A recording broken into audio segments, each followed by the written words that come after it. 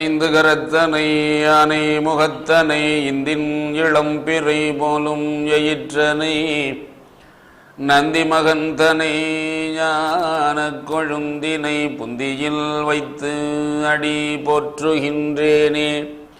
நீடாழி உலகத்து மறை நாளோடு ஐந்தாக நிலை நிற்கவே வாடாத தவவாய்மை முனிராஜன் மபாரதம் சொன்ன நாள் ஏடாக வடமேறு வெற்பாக அங்கூர் எழுத்தாணி தன் கோடாக எழுதும் பிரானை பணிந்து அன்பு கூர்வாமரோ.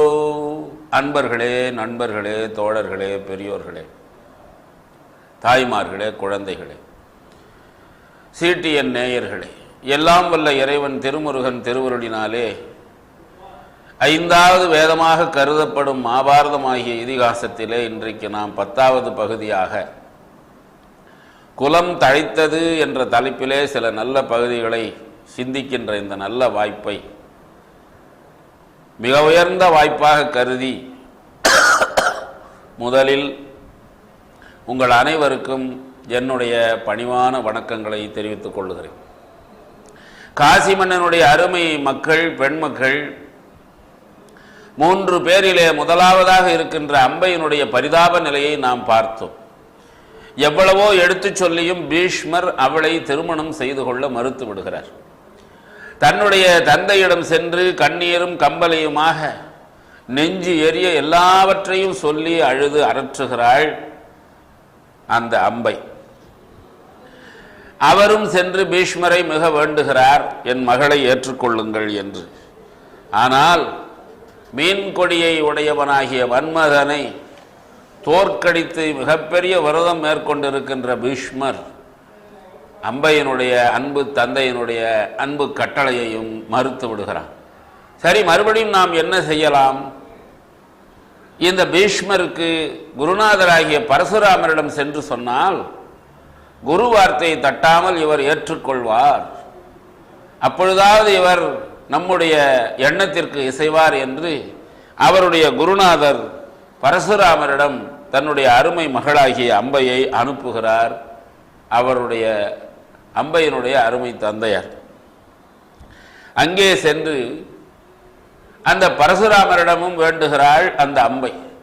ஆனால் மற்றவர்களெல்லாம் வெவ்வேறு விஷயங்களை தங்களுக்கு ஆபரணமாக பூண்டு அழகு பார்த்து கொண்டிருக்கிற பொழுது பீஷ்மர் மாத்திரம் விரதம் ஆபரணம் என அணிந்த திரள் வேடுமன். நாமும் சில விரதங்களை மேற்கொள்வோம், சில நாள்களிலேயே அந்த விரதத்தை மறந்து விட்டொழிப்போம், மறுபடியும் பழைய பாதையிலே செல்லுவோம். நமக்கு அந்த திறம் கிடையாது. தான் மேற்கொண்ட குறிக்கோளிலே ஒருவர் தொடர்ந்து இருப்பாரே ஆனால் அதுவே மிகப்பெரிய உறுதிப்பாடு, நிலையான செயல், திறம் என்று பேசுகிறார் வில்லிபுத்தூர் ஆழ்வார். விரதமாபரணம் என அணிந்த திரள் விடுமன் பதிமேவி. அந்த பீஷ்மரை மிகவும் கெஞ்சுகிறார் அந்த அம்பையினுடைய தகப்பனர். அவர் வந்து கேட்கிறாரே என்று சென்ற பரசுராமரும் கெஞ்சுகிறார். குருநாதர் வந்து விட்டாரே என்று மிக அருமையாக அவருக்கு பாத பூஜையெல்லாம் செய்து வழிபாடு செய்து வணங்கி, தேவரே இந்த எளியனை தேடி வரலாமா, தாங்கள் சொல்லி அனுப்பினால் நான் வரமாட்டேனா என்றெல்லாம் பணிவோடு பேசுகிற அந்த பீஷ்மர் பரசுராமருடைய கருத்தை அறிந்தவுடனே, சுவாமி என்னை மன்னிக்க வேண்டும், தாங்கள் என் குருநாதர், அதற்குரிய மரியாதை அத்தனையும் நான் தருகிறேன், ஆனால் நான் கொண்ட கொள்கையிலே தவறவே மாட்டேன், கொள்கையை விட எனக்கு குருநாதர் உயர்ந்தவர் அல்ல. குருநாதர் உண்மையில் உயர்ந்தவர் தான், ஆண்டவனை விட பெரியவர் குருநாதர். குரு என்று சொன்னால் இருளை நீக்குகிறவர், அஞ்ஞானத்தை போக்குகிறவர் என்று பொருள். தேவரீர் என்னுடைய அஞ்ஞானத்தை போக்கி எனக்கு சகல கலைகளிலும் வல்லவனாக நான் ஆகுமாறு எத்தனையோ தியாகங்களை செய்து என்னை உருவாக்கினார்கள், அதற்காக நான் நன்றி செலுத்துகிறேன். ஆனால் இப்போது தாங்கள் வேண்டுகோள் விடுப்பதை நான் ஏற்றுக்கொள்ள முடியாது, மன்னியுங்கள் மன்னியுங்கள் என்கிறார் பீஷ்மர். கோபம் வந்து விடுகிறது பரசுராமர். அவர் ஆவேச அவதாரம் அல்லவா, இப்படியானால் என்னோடு சண்டைக்கு வா என்று தேர் ஏறுகிறார். இந்த அம்பையினுடைய நிகழ்ச்சியில இருந்து நாம் 2-3 செய்திகளை சிந்திக்கக்கூடிய வாய்ப்பு நமக்கு இருக்கிறது. ஒன்று, சுற்றுச்சூழலினாலே, கால சூழ்நிலையினாலே, இடம் சந்தர்ப்பம் சரியில்லாத காரணத்தினாலே அம்பைக்கு ஒரு தவறான அபிப்பிராயம் உண்டாகக்கூடிய சூழ்நிலை ஏற்பட்டு விடுகிறது. சாலுவன் முந்தி வர அவனை இவள் பார்க்க, இவனை அவள் விரும்புகிறாள் என்ற ஒரு கருத்து பீஷ்மருடைய உள்ளத்திலே வந்தது. அது அவளுடைய துர்பாக்கிய நிலை, அவளுடைய அதிர்ஷ்டம் இல்லாத தன்மை. அடுத்தது, ஒருவர் நமக்கு பிடிக்கவில்லை என்றால் நாம் ஒதுங்கிவிட வேண்டும். சமுதாயத்திலே இன்றைக்கு ரொம்ப பேர் மறுப்பது இதுதான். நம்மை ஒருவருக்கு பிடிக்கவில்லை என்றால் நாம் ஒதுங்கி விடுவதுதான் நல்லது. எப்படியாவது என்னை ஏற்றுக்கொள், எப்படியாவது என்னை ஏற்றுக்கொள் என்று திரும்ப திரும்ப நாம் அவரை கெஞ்சுவோமே, ஆனால் நம்முடைய உயர்ந்த தன்மைகளிலே இருந்து நாம் கீழே விழுந்தவர்களாக ஆகிவிடுவோம். அப்படித்தான் இந்த அம்பை செய்கிறாள். தானே சென்று கேட்டாள், தந்தையாரை விட்டு கேட்டாள், குருநாதராகிய பரசுராமரை விட்டு கேட்கிறார். இப்ப பரசுராமர் எவ்வளவு பெரிய ஞானி, ஆண்டவனுடைய அம்சம். அவரே இப்போது தான் சொன்ன கருத்தை பீஷ்மர் ஏற்றுக்கொள்ளவில்லை என்று சொன்ன உடனே சண்டைக்கு வா என்கிறார். இப்ப நாட்டிலே அப்படித்தான் நடக்கிறது. யாரும் அவரவர்களுடைய கருத்தை அயோத்தியில் நான் கோயில் கட்டியே தீர்வேன், எல்லாம் வல்ல இறைவன் எல்லாரும் மகிழ்ச்சியாக இருப்பதற்காக இந்த அவதாரம் எடுத்து இவ்வளவு கோயில்களிலே குடியிருந்து எல்லாருக்கும் கருணை காட்டுகிறார். நான் கொள்கையை யாரும் விமர்சனம் செய்யவில்லை. அடிப்படை நோக்கம் என்ன? ஆறுயிர்க்கெல்லாம் நான் அன்பு செயல் வேண்டும் என்று பாடினார் வள்ளற் பெருமான். ஆனால் கொள்கைதான் முக்கியம், எத்தனை பேர் இறந்தாலும் பரவாயில்லை என்று சொன்னால் நம்முடைய உள்ளத்தின் உயர்வை நாம் என்ன என்று சொல்வது? அப்படி அவதாரம் இறைவனுடைய அவதாரமாக இருந்தாலும் பரசுராமர் ஆவேச அவதாரம். ஆகவே அவர் தன்னுடைய கருத்துக்கு இந்த பீஷ்மர் இசையவில்லையே என்ற உடனே சண்டைக்கு வா என்கிறார். தன்மானம் தவறான முறையில் நம்முடைய உள்ளத்திலே வளர்ந்து வருகிறது. நாம் சொல்லுகிற கருத்து, நாம் விரும்புகிற ஒரு செயல் அவருக்கு பிடிக்கவில்லை என்றால் விட்டுவிட வேண்டும். அதனால் உலகத்திற்கு ஏதாவது பாதிப்பு ஏற்படுகிறது என்று சொன்னால் நாம் போரிடலாம், சமாதானப்படுத்தலாம், அறிவுரை கூறலாம், ஆலோசனை சொல்லலாம், தண்டிக்கலாம், கண்டிக்கலாம். ஆனால் திஸ் இஸ் பியூர்லி பர்சனல். பீஷ்மருடைய சொந்த விஷயம் அது. அம்பையை ஏற்றுக்கொள்ள அவர் மறுக்கிறார். உடனே பரசுராமர் சண்டைக்கு வா என்று தேர் ஏறி சண்டையிடுகிறார். குருநாதரிடம் கற்ற வித்தையெல்லாம் காட்டுகிறார் பீஷ்மர். குருநாதர் தோற்று ஓடுகிறார். இதற்கு மேல் இந்த பீஷ்மரை நான் வற்புறுத்தப் போவதில்லை என்று அப்பொழுதுதான் அம்பைக்கு புத்தி வருகிறது. இது முதலிலேயே அவள் செய்திருப்பாளே, ஆனால் அனுதாபம் என்று கூட சொல்ல முடியாது. பீஷ்மர் அறிவுள்ளவர். நாம் செய்த பிழையினாலே ஒரு பெண்ணுடைய வாழ்க்கையை நாம் எவ்வளவு வீணடித்திருக்கிறோம் என்று உணர்ந்திருப்பார். ஆனால் இந்த அம்பையினுடைய பிடிவாதத்தினாலே எத்தனை பேருடைய மனம் புண்பட்டிருக்கிறது நீங்கள் நினைத்து பாருங்கள்.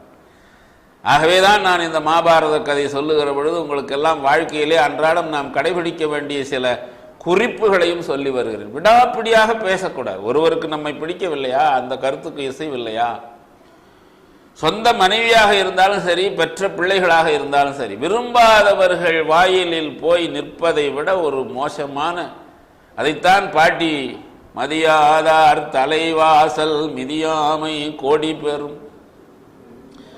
அதுக்காக எடுத்ததுக்கெல்லாம் நாம் கிணுக்கு முணுக்குன்னு கோவித்து கொள்ளக்கூடாது. ரொம்ப அருமையான பகுதி இந்த பகுதி. இனிமேல் நாம் இந்த பீஷ்மரை கெஞ்சக்கூடாது என்று நாடிமாலையிடம் வந்த காசிபதி நல்கும் மொல்கும் இடை நவ்வியும், அந்த வேதனையை பாட்டினுடைய இசையிலேயே சொல்லுகிறார் பாருங்கள் வெள்ளிபுத்தூராள். நாடிமாலையிடம் வந்த காசிபதி நல்கும் ஒல்கும் இடை நவ்வியும், தானே விரும்பி பலமுறை நாடி நாடி வந்து தேடி என்னை மணந்துகொள், என்னை மணந்துகொள் என்று இடை, ஒல்கும் இடை, ஒசிந்து ஒசிந்து நடக்கிற அழகான இடையா, அந்த இடையை வழங்குவதற்காக வந்த காசிபதி, காசிராஜன் பெற்ற மகளாகிய, ஒடிந்து விழுந்து விடுமோ என்ற சின்னஞ்சிறு இடையை உடையவளாகிய அந்த மான் போன்றவளாகிய அம்பை வாடி வாடி நீ அமையும் என்று தவவனம் அடைந்த நள் மடங்கி. இதுவரை நீண்டு இருந்தது அவருடைய பிடிவாதம். அந்த பிடிவாதம் மடங்கி வாடி வருந்தி இனி நான் தவம் மேற்கொள்ளுவேன். அப்பவும் உள்ளத்திலே அடிமனத்திலே இவனை நான் பழிவாங்க வேண்டும் என்ற உள்ளுணர்வு அதிகமாகி மிக கடுமையான தவம் புரிகிறாள் அம்பை. ஒரு காலை தரையிலே நன்றாக ஊன்றிக்கொண்டு இன்னொரு காலை எடுத்து ஊன்றிய காலின் தொடையின் மீது நன்றாக வைத்து அழுத்திக் கொண்டு வானத்தை நோக்கி கைகள் இரண்டையும் தூக்கி சிறிதும் சோர்வுபடாமல் எல்லாம் வல்ல அம்பாளை விடாது நினைத்து, அம்பாள் ஆராதனை நமக்கு எல்லா செல்வங்களையும் தரும். துர்க்கை, ஆதிபராசக்தி, பரமேஸ்வரி, அப்படிப்பட்ட அந்த அம்பாளை விடாது அவள் நினைந்து தவம் செய்கிறாள். அந்த அம்பாளுடைய அருளினாலே சிகண்டி ஆகிறாள். அதை ஒரு அருமையான பாடலிலே சொல்லுகிறார் நம்முடைய வில்லிபுத்தூர் ஆழ்வார். முயலில மதிமுகத்தினாள் ஒருவர் முயலரும் தவம் முயல்ற பின். நன்றாக இன்றைக்கு பௌர்ணமி, நிலாவிலே நன்றாக உற்று பாருங்கள். ஒரு முயல் அமர்ந்திருப்பது போல லேசாக ஒரு நிழல் ஓட்டம் தெரியும். ஔவையார் இருப்பது போல தெரியும். அவரவருடைய உள்ளம் போல இருக்கும். எந்த செய்தியிலுமே கூட நம்முடைய மனம் போல இருக்கு. உங்களுக்கு ஒரு சின்ன பாட்டு சொல்லுகிறேனே. ஆயிரம் நூல்கள் கற்றவராக இருந்தாலும் சரி, மகாகவி பாரதியார் ஒரு 4 வரி பாடல் பாடியிருக்கிறார். அதற்கு அவரவர்களுடைய மனப்போக்கிலே விளக்கம் சொல்லிக் கொண்டிருக்கிறார். ரொம்ப சின்னஞ்சிறிய பாட்டு. முதல் பாட்டு, அக்கினி குஞ்சொன்று கண்டேன், அதை அங்கொரு காட்டிடை பொந்திடை வைத்தேன், வெந்து தண்ணினுதது காடு, தழல் வேகத்தில் குஞ்சென்றும் பென்றும் உண்டோ. இதோடு நிறுத்தியிருந்தால் பரவாயில்லை. பாரதி தத்தரிகிட தத்தரிகிட தத்தரிகிட தத்தோ என்று பேசுகிறார். இதை சாதாரணமாக சொல்லுகிறவர்கள் என்ன சொல்லுகிறார்கள்? ஒரு நெருப்பு துண்டு கிடைத்தது கீழே, இது பத்திரமாக இருக்கட்டும் என்று நான் ஒரு மரப்பொந்திலே எடுத்து வைத்தேன்.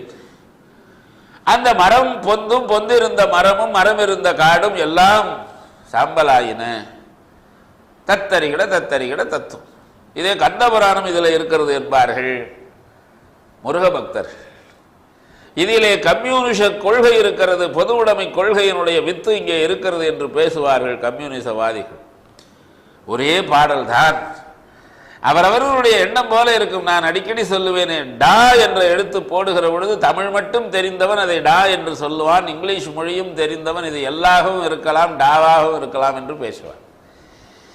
ஆகவே அந்த நிலாவை பார்க்கிற பொழுது, முழு நிலாவை பார்க்கிற பொழுது ஒரு முயல் அமர்ந்திருப்பது போல இருக்கும் இந்த அம்பையினுடைய முகம். அந்த முயல் இல்லாத நிலா எப்படி முழு நிலா, முழுமை நிலா, அழகு நிலா, பாரதிதாசன் பாடல். முயலிலா மதிமுகத்தினாள் ஒருவர் முயலரும் தவம் முயன்ற பின். ஒருவரால் செய்ய முடியாத மிகப்பெரிய தவத்தை அந்த அம்பை மேற்கொள்ளுகிறாள். புயலிலாத மினலொத்த மெயில் ஒளி பொறியக்கி தனது அருளினாள். மழை மேகம் இல்லாத பொழுது பளீர் என்று மின்னுகிற மின்னல் எப்படி நன்றாக நம் கண்களுக்கு தெரியுமோ, அப்படி மின்னல் போன்ற இடையை உடையவளாகிய அந்த ஆதி பராசக்தியினுடைய, அந்த அம்பாளுடைய இயற்கையினுடைய பேரருளினாலே, தனது அருளினால் மயில நாள் தனது வடிவு அகற்றி இகல் யாகசேனனது வயினிடை. யாகசேனன் வளர்த்த அந்த யாகத்திலே தோன்றி சிகண்டியாக மாறு. செயலில் ஆறுமுகன் நிகர் எனத்தகு சிகண்டி ஆயினள் சிறக்கவே. நம்முடைய தமிழ்கடல் ராய சொக்கலிங்கம் அவர்கள் வில்லியும் சிவனும் என்று எழுதியிருப்பார் ஒரு நூல். இவர் பாடுகிற பொழுது எப்படி பாடினார்? மண்ணு மாதவன் சரிதையும் இடை இடை வருதலார். நான் வில்லி பாரதம் ஏன் பாட விரும்பினேன் என்று சொன்னால், கதை ஓட்டத்தின் நடுவிலே கண்ணபிரானுடைய அருமை பெருமைகளை, மாதவனுடைய அருமை பெருமைகளை, பகவான் ஸ்ரீ கிருஷ்ணனுடைய அருமை பெருமைகளை சொல்லுகிற வாய்ப்பு கிடைக்கிறதே என்றுதான் நான் இதை பாடினேன் என்றார். ஆனால் ஆறுமுகன் பெருமையும் சேர்த்து சொல்லுகிறார். அம்பை தவம் செய்து சிகண்டியான பின்னாலே அவளுடைய வலிமை, ஆற்றல், வீர தீரம் எப்படி இருந்தது என்று சொன்னால், செயலில் அருமுகன் முழு பேர் போடுறார். முழு பேரை போடுறார். செயலில் அருமுகன் நிகர் எனத்தகு சிகண்டியாயினள் சிறக்கவே. இங்கே அரசாங்கத்தில் என்ன நடக்கிறது? பீஷ்மர் அத்தினாபுரியில் நல்ல ஆட்சி செய்து கொண்டிருக்கிறார். அருமை தம்பி அந்த புறத்திலே ஆட்சி செய்து கொண்டிருக்கிறார். எதுவுமே ஒரு அளவோடு இருக்க வேண்டும். அளவு கடந்தால் அமுதமும் விஷம். அதனால்தான் திருமூலர் சொல்லுவார், ஆசை அருமின்கள் ஆசை அருமின்கள் ஈசனோடாயினும் ஆசை அருமின்கள் என்று பேசுவார். உலகத்திலே மிக வேதனை தருவது பெண்ணாசை தான். இந்த பெண்ணாசை ஒரு அளவோடு நில்லாது. இன்னும் இன்னும் இன்னும் என்று இன்னும் அனுபவிக்க அனுபவிக்க ஆசை வளர்ந்து கொண்டே போகும். ஆக இந்த விசித்திர வீரியன் அந்த பெண் ஆசையிலே மயங்கி மயங்கி இன்பத்தை இன்னும் இன்னும் என்று அனுபவித்து இந்த ஐம்புலன்களும் சோர்ந்து போய் நோய்களிலேயே ஒரு பெரிய ராஜ நோய் ஒன்று இருக்கிறது. ஒவ்வொன்றுக்கும் ஒரு ராஜா இருப்பார் அல்லவா? நல்லவர்களிலும் அரசர்கள் இருப்பார்கள், பொல்லாதவர்களிலும் அரசர்கள் இருப்பார்கள். அப்படி நோய்களுக்கு அரசன் சயரோகம். இப்போ அந்த இடத்த எய்ட்ஸ் பிடித்து கொண்டது. அந்த சயரோகம் என்ற கடுமையான நோய் வந்து விசித்திர வீரியன் விண்ணுலகத்தை அடைகிறார். எதற்காக இவ்வளவு பாடுபட்டு தன்னுடைய தந்தையாருக்கு இரண்டாவது மனைவி தேடி மனம் செய்து வைத்தாரோ பீஷ்மர், அந்த எண்ணம் நிறைவேறவில்லை. அந்த குலம் தழைப்பதற்கு இனிமேல் வழி இல்லாமல் போய்விட்டதே, என்ன செய்வது? இப்போ அந்த அம்மையார் பச்சகந்தி யோஜனகந்தி காளி ஒரு புதிய யோசனையை சொல்லுகிறார். இது உலகத்தார் யாரும் ஒத்துக்கொள்ளாத யோசனை. மகாபாரதத்திலே பல சிக்கல்கள் வரும். இப்போது முதல் சிக்கல் வரப்போகிறது. சம்பவ சருக்கம் என்று இந்த ஆதி பருவத்திலே இரண்டாவது சருக்கம். இந்த சருக்கத்தை எழுத தொடங்குகிற வில்லிபுத்தூர் ஆழ்வார் எப்போதும் போல அந்த ஷியாமளநாதனை வணங்குகிறார். அப்படி சொல்லுகிற பொழுது ஒவ்வொரு கடவுள் வாழ்த்து பாடலையும் நீங்கள் நாள்தோறும் பூஜையிலே படிப்பீர்களானால், பாராயணம் செய்வீர்களேயானால் எல்லா நன்மைகளும் நமக்கு கிடைக்கும். கம்சன் தன் அருமை தங்கை தேவகியினுடைய மணி வயிற்றிலே பிறக்கிற பிள்ளை தனக்கு யமனாக வருவான் என்று தெரிந்து அவனுடைய பிள்ளை கண்ணன் எங்கு இருக்கிறான் என்று தெரியாமல் அவன் அங்கே நந்தகோபன் வீட்டிலே இருக்கிறான் என்று தெரிந்து அவனை கொல்ல வேண்டும் என்று சொன்ன பொழுது ஒரு பூத நாயகி, பூதனை என்றே அவளுக்கு பெயர், நான் போய் கண்ணனை கொன்று வருவேன் என்று அவள் போகிறாள். நீங்க நல்லதெல்லாம் பாருங்க, நாம் இருக்கிற இடம் தேடி வரும், நாம வாங்க மாட்டோம். ஆனா பொல்லாததெல்லாம் அது இருக்கிற இடத்துலயே இருக்கும், நாமளா போய் சிக்கிக்குவோம். எங்க வேண்டுமானால் நீங்க இப்ப கள்ளு சாராயம் அவன் வீடு வீடா வந்து ஊத்துறான்.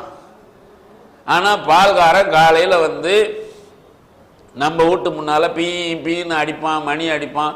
நாம் அப்பதான் இவனுக்கு வேற வேலை இல்லைன்னு. அதனாலதான் இப்ப பாக்கெட் பால் வந்து நாம அவன் இருக்கிற இடத்துக்கு போய் வாங்குற மாதிரி ஆகிவிட்டது. இருந்தாலும் பழைய பழக்கத்திலே பால்காரர்கள் நம்முடைய வீடு தேடி கொண்டு வந்து கொடு. கள்ளு சாராயம் அது இருக்கிற இடத்துக்கு இவன் போவான், முக்காடு போட்டுக்கிட்டு போவான். அங்க போனா பல விபரீதங்களை எல்லாம் கூட பார்க்கலாம். தான் ரெண்டு பேர் மொடா மொழிகிகள் நல்லா குடிக்கிறார்கள், ஒன்றும் நெகா தெரியல. ஒருத்தன் பார்த்து, தம்பி உங்களை ஐயோ பார்த்த மாதிரி இருக்குது என்ன? ஆமாங்க, எந்த ஊர் தம்பி உனக்கு? நான் இதே ஊர் தான். இதே ஊரா? எந்த தெருவு? சிங்காரம்பிள்ளை தெருவு. சிங்காரம்பிள்ளை தெருவா? எத்தனை நம்பர் வீடு? 7ஆம் நம்பர் வீடு. பார்த்தா அடே நானும் அதே வீடு தான். ரெண்டு பயலும் அப்பம் அவன். தண்ணி போடுற இடத்துக்கு இவனும் முக்காடு போட்டுக்கிட்டு போறான், அவனும் முக்காடு போட்டுக்கிட்டு போறான். அங்கே நந்தகோபனுடைய அந்த கோபிகா ஸ்திரீகள் இருக்கக்கூடிய அந்த இடத்திற்கு இந்த பூதனை பால் விற்கிறவர்களா? என்ன பால்? பசும்பாலா? முலைப்பால், தாய்ப்பால். பாலோ பால், பாலோ பால் வேண்டுமென்றே அந்த யசோதையருடைய வீட்டு முன்னே வந்து கொஞ்சம் அதிகமாக குரல் கொடுக்கிறேன்.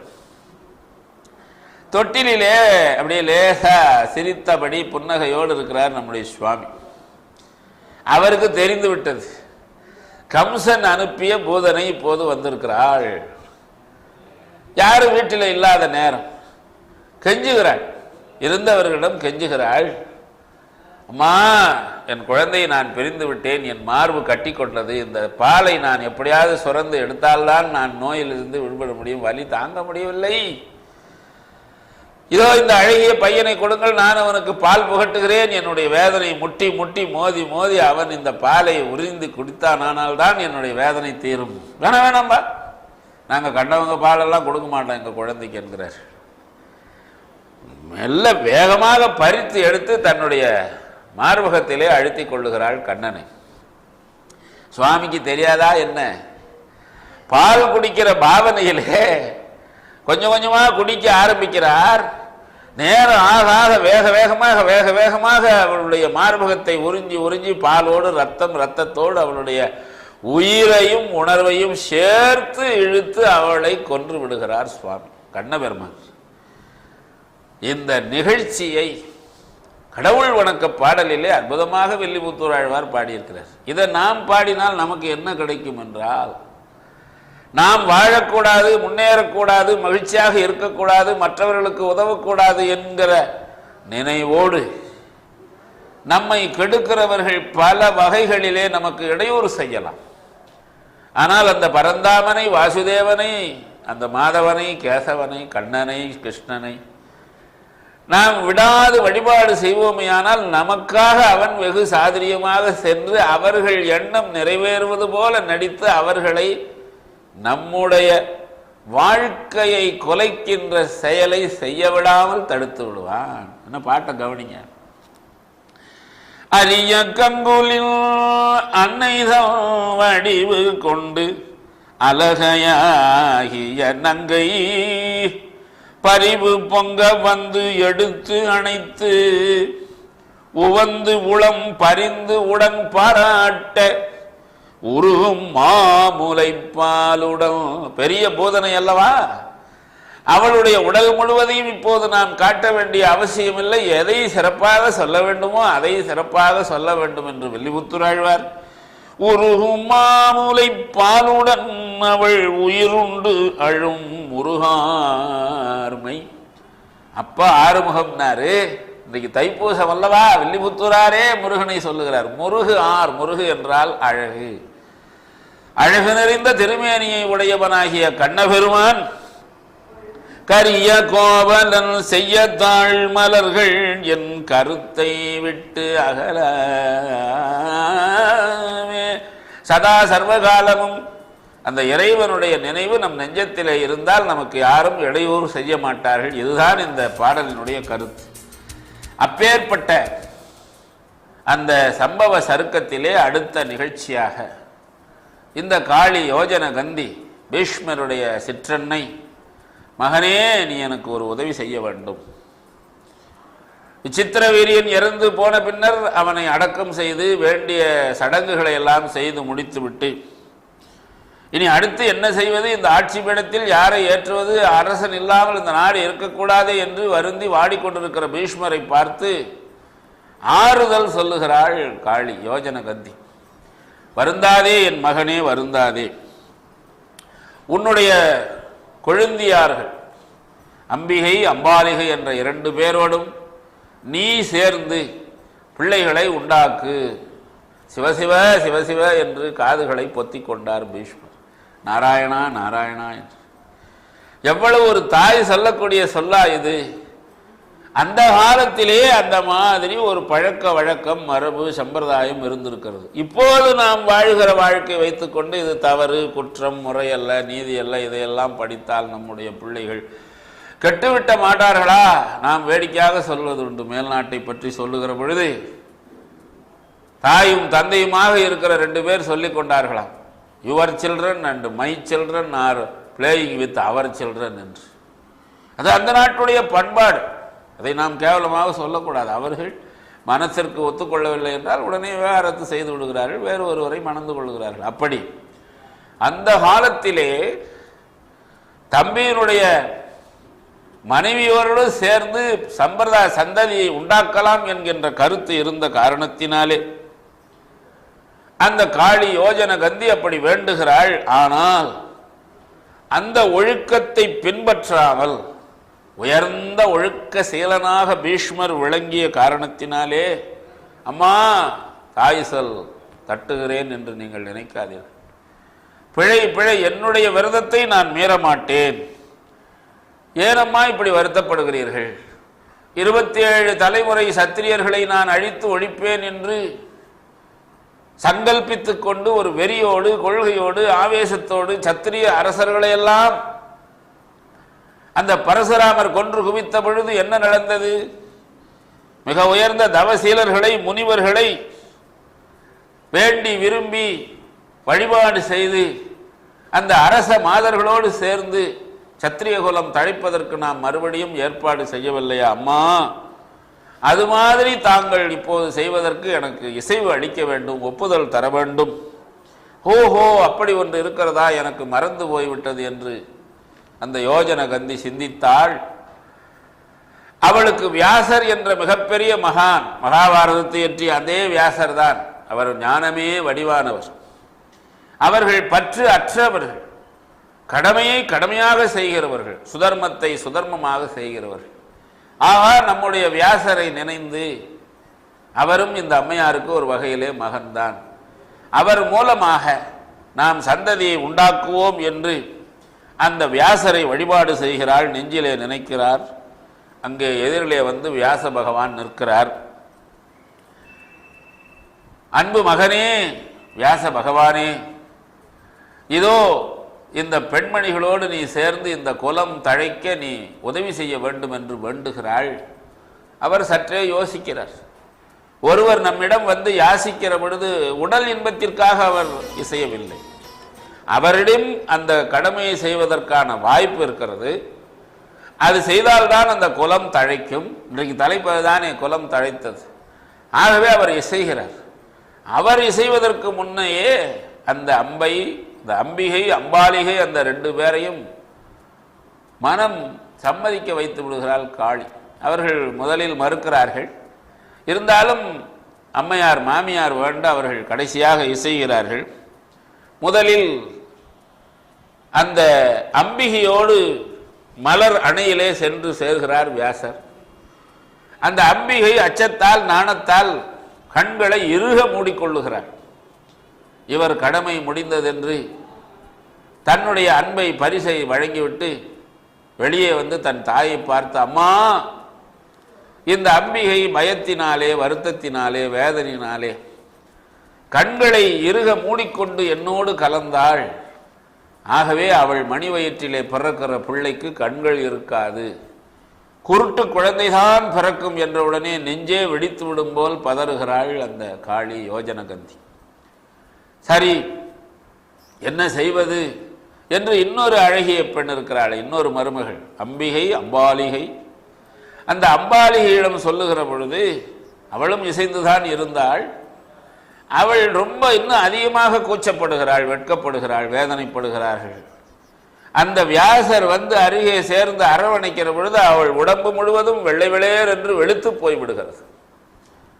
அப்போது அந்த வியாசர் சொல்லுகிறார், அம்மா, இவளுக்கு பிறக்கிற குழந்தை உடம்பு முழுவதும் வெள்ளை வெளையர் என்றுதான் இருக்கும்.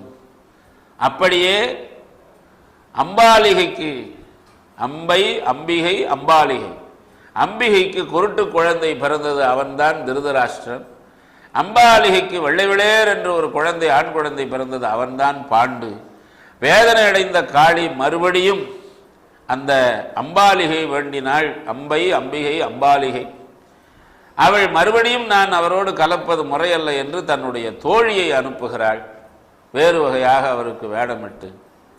அந்த வியாசர் அவரோடு சேர்ந்து அந்த தோழியினுடைய வயிற்றிலே பிறந்தவர்தான் விதுரர். இப்படி 3 குழந்தைகளை பெற்று தந்துவிட்டு வியாசர், அம்மா, இந்த வேலைக்காக என்னை நீ மறுபடியும் அழைக்காதே. ஏனென்றால் உயர்ந்த ஞானம் உடையவர்கள், உயர்ந்த தகுதி உடையவர்கள் இந்த உயர்ந்த தகுதியை அடிக்கடி பயன்படுத்தக்கூடாது, அது ரொம்பவும் கெட்டு போய்விடும். ஆகவே அம்மா, நீங்கள் தயவுசெய்து இதற்காக அழைக்காதீர்கள். இந்த அம்பாலிகை தோழியை அனுப்பியதனாலே அந்த தோழியினுடைய வயிற்றிலே யமனுடைய அம்சமாக விதுரன் வந்து பிறப்பான் என்று சொல்லி விடைபெற்று கொண்டு போய்விடுகிறார் வியாசர். இந்த 3 பேரையும் நன்கு கண்ணும் கருத்துமாக நம்முடைய பீஷ்மர் வளர்க்கிறார். சகல கலைகளையும் கற்றுத் தருகிறார். திருதராஷ்டிரனை அரசனாக ஆக்குகிறார். பாண்டுவை சேனாதிபதியாக ஆக்குகிறார். விதுரனை நல்ல சிறந்த அமைச்சனாக ஆக்குகிறார். அந்த ஆட்சி மிகச் செம்மையாக நடைபெறுகிறது என்று சொல்லி இந்த அளவிலே குலம் தழைத்தது என்ற தலைப்பிலே மகாபாரதத்தின் சில பகுதிகளை உங்களுக்கு சொல்லப்பெற்ற இந்த வாய்ப்பிற்கு நன்றி தெரிவித்து, எல்லாருக்கும் எல்லா நலங்களையும் எல்லாம் வல்ல இறைவன் எப்போதும் நல்குவான் என்று பணிவோடு தெரிவித்து நன்றியோடு விடைபெறுகிறேன். வணக்கம், நன்றி.